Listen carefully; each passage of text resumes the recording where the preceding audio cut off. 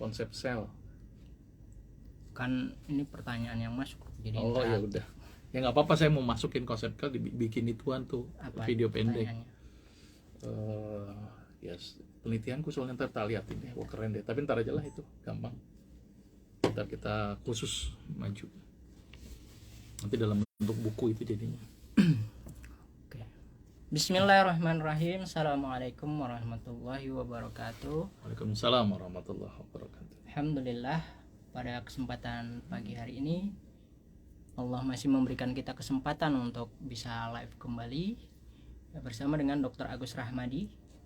Nah, buat teman-teman baik yang di Instagram ataupun TikTok yang sudah bergabung, ya silahkan jangan lupa untuk tap-tap layarnya dan share informasi bermanfaat pada pagi hari ini, supaya jika ada saudara, teman, keluarga yang membutuhkan informasi dan konsultasi kesehatan Islami dan alami, silahkan untuk di-share ya.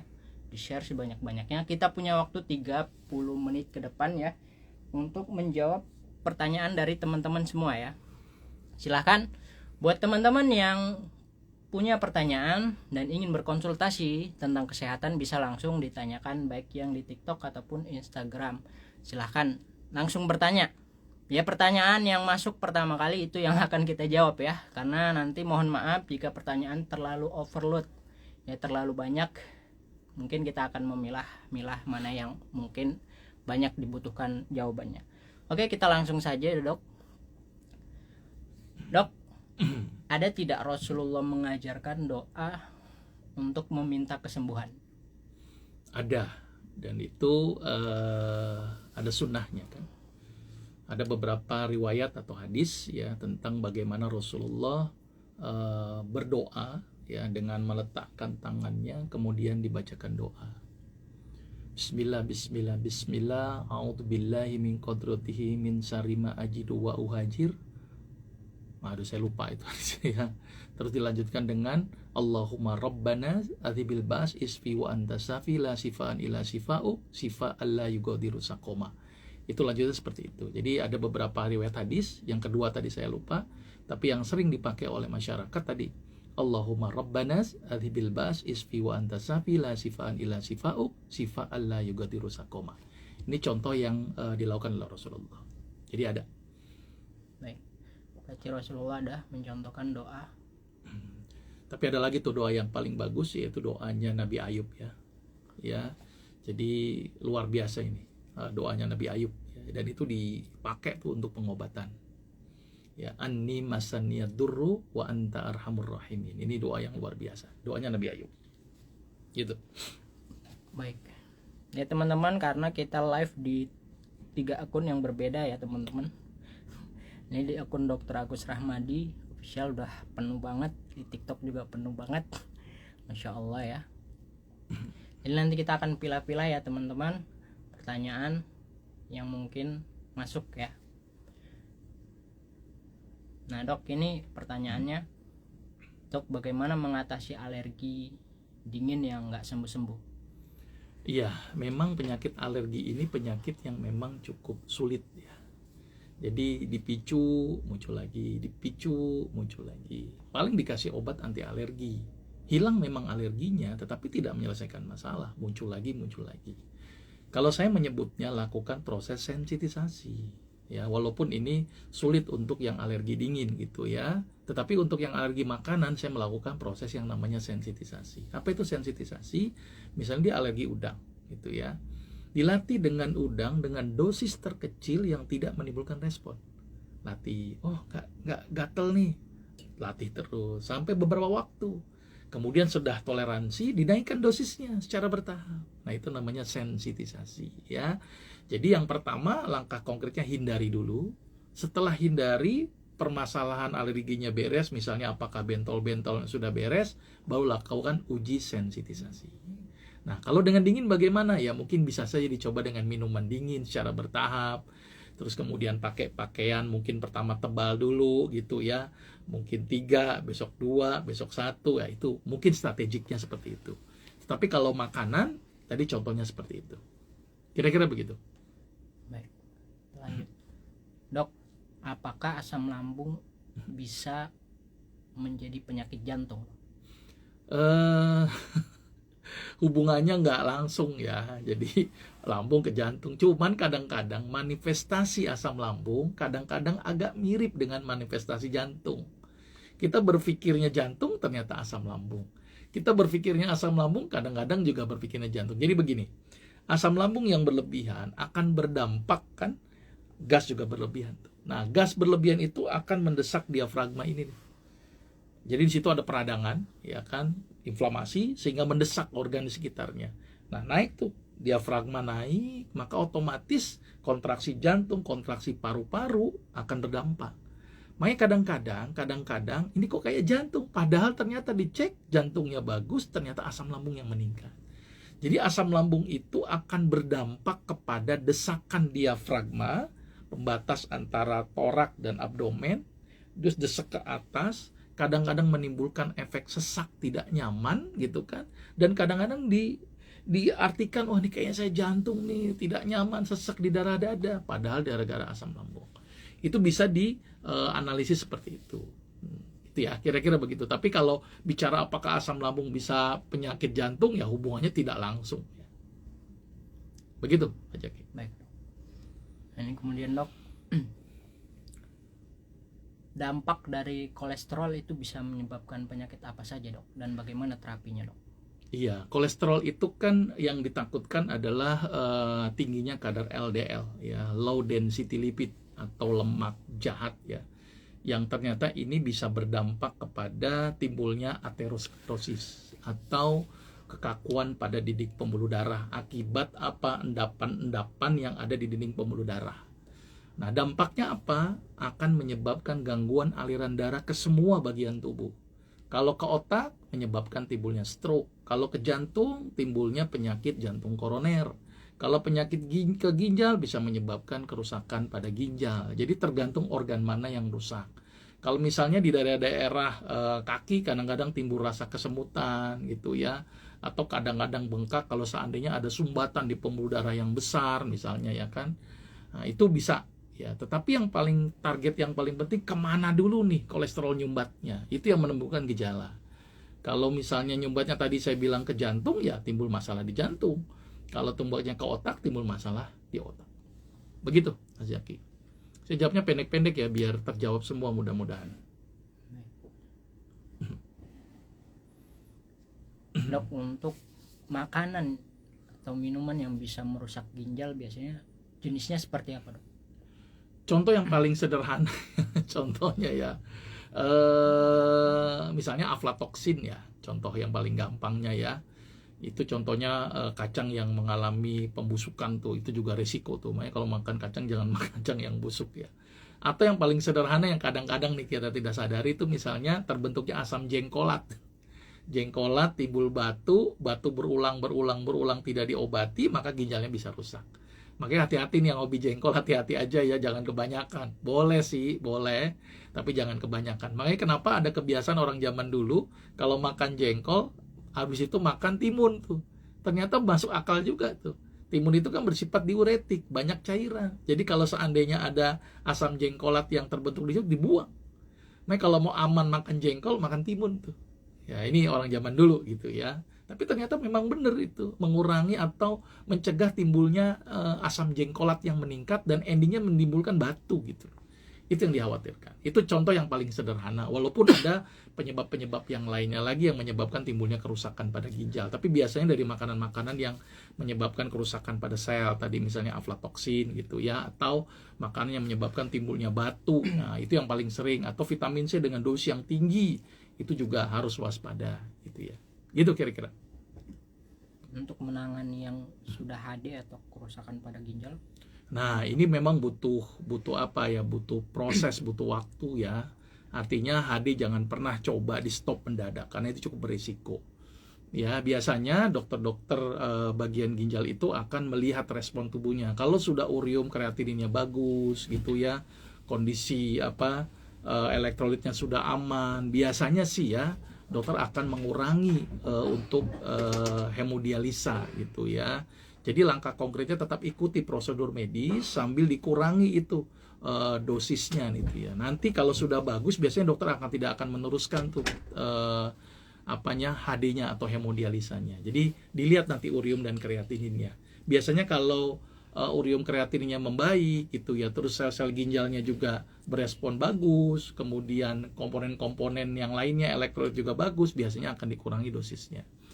Tapi ada beberapa makanan yang cukup bagus ya untuk memperbaiki fungsi ginjal, misalnya kayak mengkudu, ikan gabus, itu sangat bagus tuh. Mengkudu itu merangsang regenerasi, walaupun regenerasi ginjal cukup lama gitu ya, 25 tahun ya dalam beberapa literatur yang saya baca, tetapi mengkudu itu mampu merangsang regenerasinya, jadi mempercepatnya gitu ya. Sambil juga pemberian albumin. Nah, albumin yang paling bagus adalah ikan gabus. Jadi orang yang HD bisa berhenti dari HD-nya? Insya Allah, mudah-mudahan. Tadi ada pengalaman dari beberapa pasien saya, setelah HD-nya sudah membaik gitu ya, ternyata dia bisa berhenti dari HD. Kecuali memang tidak membaik ya, yang sudah ginjalnya sudah parah sekali dan memang sulit ya, mau tidak mau harus hemodialisa seumur hidup. Jadi dilihat efeknya dulu. Ya, kalau memang ginjalnya masih berespon baik sih, insya Allah bisa berhenti dari hemodialisa. Ya. Ini dok, ada pertanyaan yang unik juga. Dok, gimana cara agar otak encer karena efek onani dok? Ya, hindarilah kalau bisa hindari itu ya. Itu kan satu perbuatan yang tidak baik ya. Jadi kalau bisa dihindari itu ya. Kalau bicara otak encer, maksudnya otak apa biar pinter nih? Kalau biar pinter tuh gampang lah sebenarnya. Ingat inian aja, singkatan nih. Saya nyebutnya sih istilah singkatan supaya biar mudah dihafal gitu ya. Supaya otak ini pinter, maka harus ada istilahnya. Saya nyebutnya yang pertama, perbaiki oksigen, nutrisi gitu ya, kasih sayang ya, terus kemudian sama belajar gitu ya. Saya nyebutnya apa ya? Kalau dulu kita nyebutnya apa itu ya istilahnya? Lupa saya nyebutnya ya. Tunggu, saya kalau nyingkat itu ada singkatan-singkatan yang mudah dihafal. Tunggu, apa ya? Oksigen, terus love, only. Nah, ingat only. Oksigen gitu ya. Only nutrition, terus love, information. Nah, ingat nih, only kalau otak mau pinter nih. Ya, otak mau pinter ya, only oksigen, jadi perbanyak oksigenasi ke otak dengan bangun pagi, olahraga pagi, perbanyak sujud, tidur miring ke kanan. Terus kemudian nutrition, berilah nutrisi otak, omega 3 gitu kan. Terus kemudian tadi nutrisi-nutrisi yang dibutuhkan otak seperti neurotransmitter, kurma misalnya ya. Terus kemudian love, harus timbul kasih sayang. Makanya anak-anak yang sering diomeli depresi itu juga berpengaruh terhadap kecerdasan. Makanya harus berikan kasih sayang yang cukup kepada anak-anak kita. Terus information, belajar ya. Jadi ingat, only itu cara yang paling mudah untuk mengencerkan otak ya. Tadi pertanyaan itu ya Pak Jaki ya. Iya. Tapi gitu, efek dari onani itu gimana? Ya jelas sangat buruk terhadap otak ya. Sangat buruk lah. Intinya sebaiknya tidak dilakukan aspek itu. Udah, kenapa nggak nikah aja sih? Gampang. Nah ini dok, belakangan juga banyak nih sering orang yang batuk, flu, demam dok. Nah itu bagaimana untuk mengantisipasi kondisi sekarang ini? Tingkatkan imun kita ya. Imun itu sangat-sangat penting ya dalam kondisi saat ini. Banyak orang yang sakit tapi ada juga yang tidak sakit karena imunnya yang tidak bagus. Tingkatkan imun. Ada beberapa tanaman obat yang meningkatkan imun ya, seperti meniran itu ya, habatus sauda, echinacea ya, atau vitamin C ya. Itu beberapa tanaman-tanaman obat yang memiliki efek meningkatkan imun. Tingkatkan imun intinya ya, supaya imun kita bisa siap menghadapi kuman-kuman baik itu virus. Sekarang lagi banyak virus, apalagi sekarang banyak sekali nih kuman bakteri yang resistensi dengan antibiotik. Maka andalan kita imun, tingkatkan tentara-tentara kita. Sama satu yang paling penting, jangan stres deh. Stres itu ternyata mereduksi imunnya jadi turun gitu. Ternyata perasaan bahagia menyebabkan imun kita menjadi bagus gitu. Jadi bahagia ini penting gitu. Sangat penting bahagia ini. Meningkatkan imun bisa pakai Immunocaps, Dok. Ya boleh, ada bioimun, ada Immunocaps, silahkan kalau nanti produk di komunitas sahabat sehat. Ya, Baik. atau habatus sauda, habat ekstrak itu juga bisa meningkatkan respon imun. Baik, Dok. Ini, Dok. Dok, anak saya usia 12 tahun sering istihadah, pendarahan. Nah, itu apakah normal? Kalau tidak normal, bagaimana penanganannya? Kalau menspan mulai pertama kali kadang-kadang memang headnya kadang-kadang tidak teratur. Tapi kalau sudah waktu yang lama, jangka waktu yang panjang, perlu ada pemeriksaan. Ya, saran saya sih datanglah ke dokter kandungan untuk dilakukan pemeriksaan. Ya, apakah itu nanti pemeriksaan hormon, apakah nanti pemeriksaan kandungan, apakah ada masalah nggak di kandungannya, untuk melihat kemungkinan itu. Tapi biasanya orang-orang yang pertama kali heads gitu kadang-kadang suka begitu tuh, siklusnya belum teratur, apalagi masa-masa remaja ya, atau orang-orang yang sudah menjelang menopause itu juga siklus headnya jadi tidak teratur. Nah, ini ada hubungan dengan masalah hormonal. Jadi kalau masih hanya baru-baru saja, tidak terlalu lama sih nggak usah dikhawatirkan. Tapi kalau sudah resiko, misalnya perdarahannya banyak, terus menerus, terlalu sering, nah itu wajib dilakukan pemeriksaan. Karena kalau tidak, perdarahan yang panjang juga menyebabkan risiko kan timbulnya anemia. Baik. Dok, saya sedang hamil tapi kolesterol 200. Bagaimana cara mengatasinya? 200 masih aman kok. Aman. Nggak ada masalah ya. Kan batasnya 200 biasanya. Kalau sudah lebih dari 250 tuh biasanya dikatakan tinggi.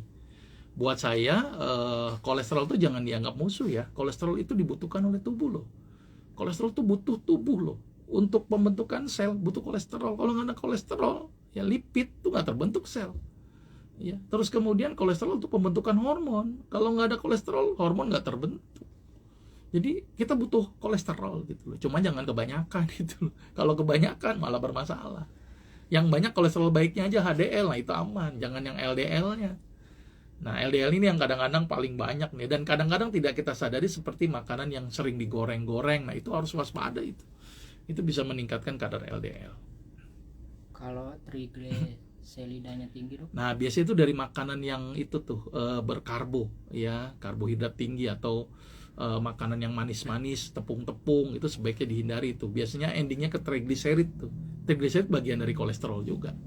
Jadi kurangi tepung, kurangi nasi, kurangi gula supaya trigliseridnya tidak naik gitu. Jadi tidak harus yang dikurangi lemaknya, minyaknya, tetapi juga karbonya, ya kan? Terus kemudian gulanya. Karbohidrat terlalu tinggi juga beresiko. Ya, pagi nasi, siang menjelang siang singkong, terus jagung, terus kue, nasi lagi banyak, kan kebanyakan karbo. Nah, itu juga beresiko meningkatkan timbulnya trigliserida. Dok, solusi bagi orang yang terkena diabetes yang sudah menyerang ke mata?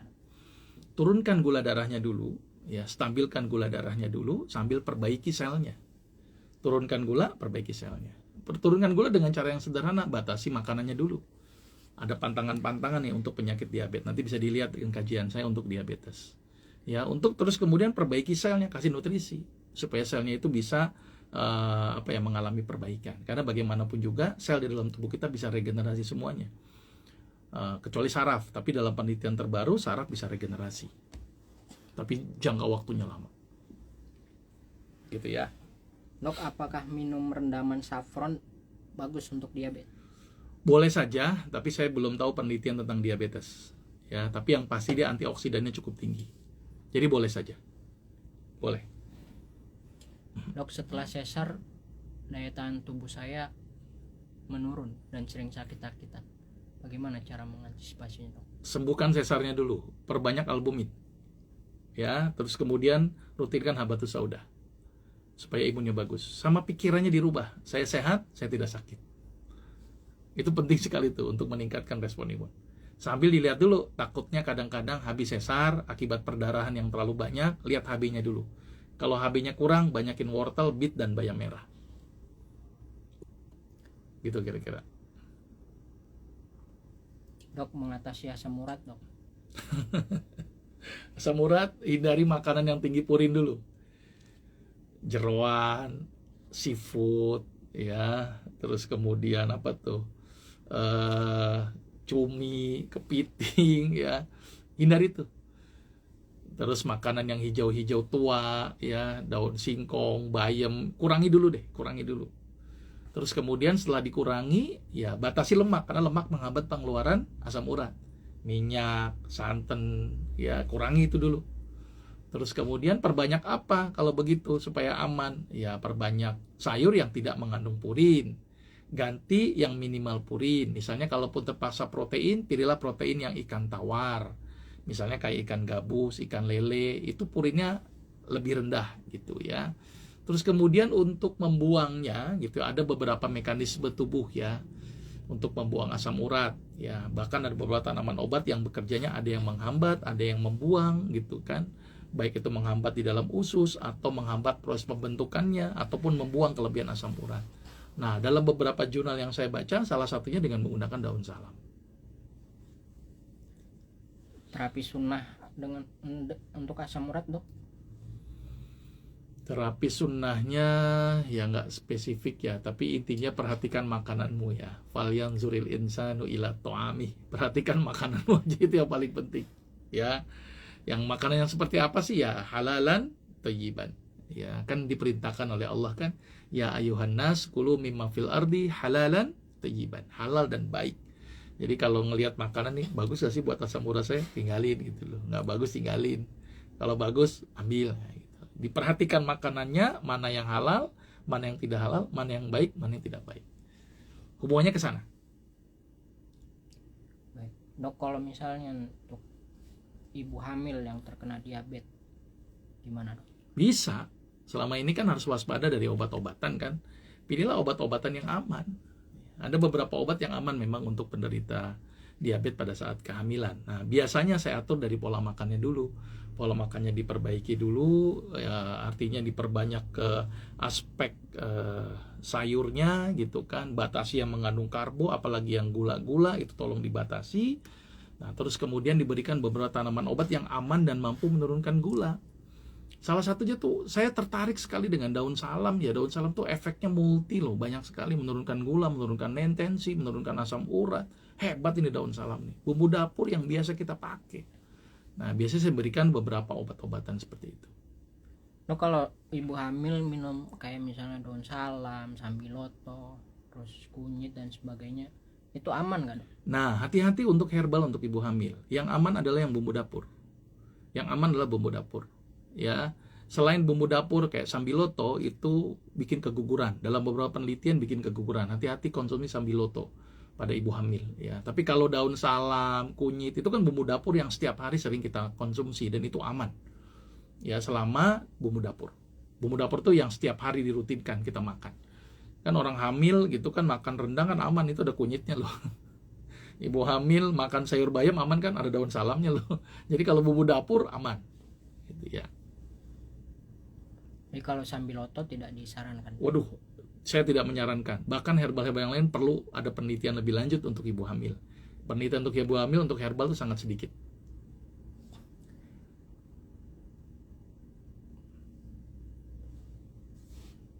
Baik, Dok. Dok, untuk terapi sunnah bekam itu dianjurkan dalam sebulan berapa kali, Dok? Sebulan sekali. Ya, ada hadis yang bicara disunahkan tanggal 17, 19 dan 21. Ya, jadi sebulan sekali. Tapi hijriah ya. 17, 19 dan 21 hijriah. Dirutinkan itu sebulan sekali. Nah, darah yang dikeluarkan dari bekam itu sebenarnya darah apa, Dok? Darah interstisial, jadi cairan interstisial. Jadi kalaupun ada warna merah tuh akibat lisisnya sel ya, sehingga menimbulkan warna merah, atau mungkin ada sebagian pembuluh darah yang pecah sehingga mengeluarkan sel darah merah. Tetapi mayoritas yang dikeluarkan adalah cairan interstisial. Mungkin bisa lihat di YouTube saya tentang bagaimana bekam. Kemudian manfaat bekam, Dok?